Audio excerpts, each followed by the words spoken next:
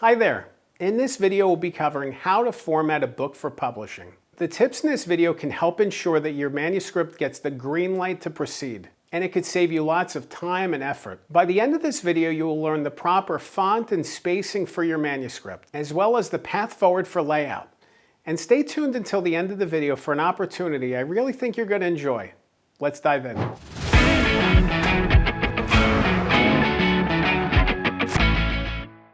When thinking about your manuscript, your book draft, keep it as simple as possible. You know, a lot of times people want to use fun fonts and fun colors. Keep it simple. I focus on Times New Roman 12 when I'm working on a manuscript. Obviously, when you move forward to the layout process, there could be different fonts that get used for your typeset. That, you know, there's different fonts like Georgia or something else. You know, could be anything, but at the same time, it's great to be able to start with this baseline of uniformity, and then you can get more creative as the process goes on. But think about size 12 font, Times New Roman, keep it as simple as possible. When you're ready to submit your draft for editing or to your publisher, there may be formatting options that they have, you know, that they want you to adhere to, and it's great to follow those. But if they don't have those formatting options, one of the big keys is just being consistent. If you indent, for example, the first line of each paragraph by 0.25 inches, keep that consistent throughout the book. If you don't indent, keep that consistent throughout the book. If you use certain headers for subheads or for chapters, be consistent. The worst thing that you can do is be inconsistent, and then people lose sight of different things because, you know, your chapter format's different from here to here. So make sure to be as consistent as possible, but adhere to any guidelines that you have from the people that you're submitting it to.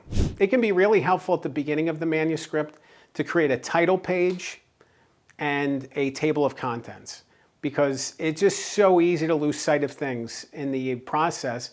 And a lot of times it's also easy to confuse yourself when you're dealing with so many different documents. By having that title page and the table of contents, it really helps to just keep everything organized. Just keep everything simple. Title page, table of contents, and through the table of contents, you can actually use different headers, style headers, for each chapter. So for header 1 for a chapter, for example, and then when you put together the table of contents, all of the header 1 chapters are available there.